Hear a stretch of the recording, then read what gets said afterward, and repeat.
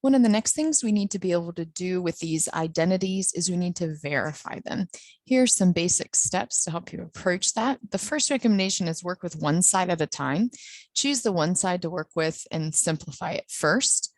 I like to start with a complicated side, and the goal is to get it to look like the other side. Apply these trigonometric identities that we've already talked about. We might have to combine fractions, we might have to add and subtract, factor, and use other algebra terms.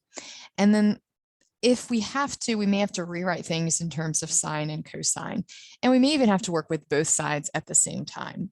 So let's practice doing that here. Notice here we have 2 cosecant squared equals 1 over 1 minus cosine plus 1 over 1 plus cosine. Let's deal with the more complicated side first. So we've got 1 over 1 minus cosine of x plus 1 over 1 plus cosine of x. And if we are looking to simplify that, we want to find a common denominator. So notice we're going to have to multiply each denominator by, or each numerator by the other denominator.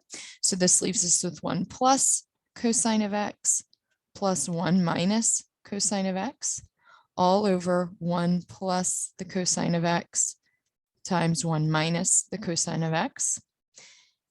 Notice these are going to cancel, which leaves us with 2 over, and these are conjugates of each other. So remember, we can just multiply 1 minus cosine squared of x, which rearranges from our Pythagorean identities to 2 over the sine squared of x, which is 2 over cosecant squared of x, which does indeed match our original value there.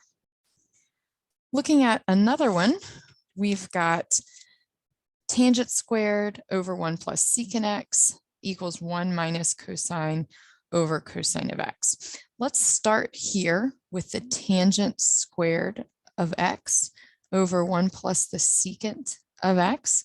We can rewrite this top one using our trig identities from before as secant squared of x minus 1 over 1 plus secant of x.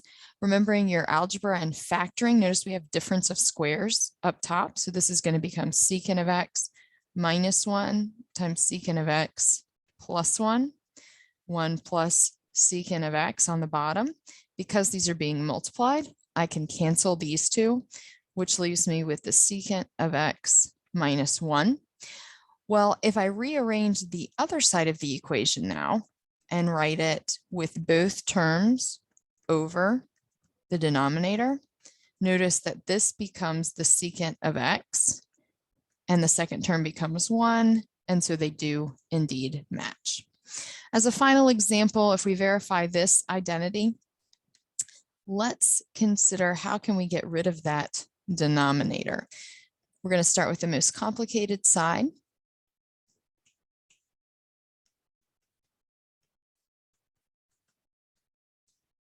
And I'm going to multiply by that conjugate to see what happens there. And these just take some practice.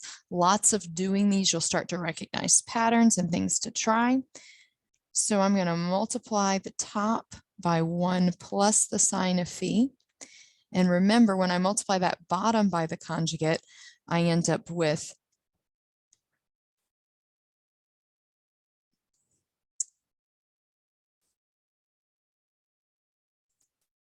one minus sine squared phi. But now I can rewrite this cotangent. Again, if we can get rid of complications, I can rewrite that as cosine over sine.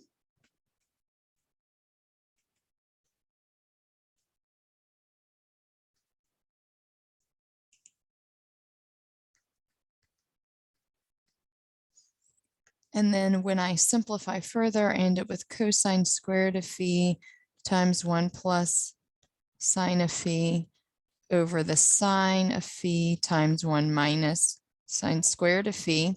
And don't forget, all of this has this minus 1 out here still. As I go further, remember this is equivalent to cosine squared, so I can cancel these two. And that leaves me with 1 over the sine of phi plus sine of phi over sine of phi minus 1. This is 1 and this is 1, so those cancel, and I'm left with cosecant of phi.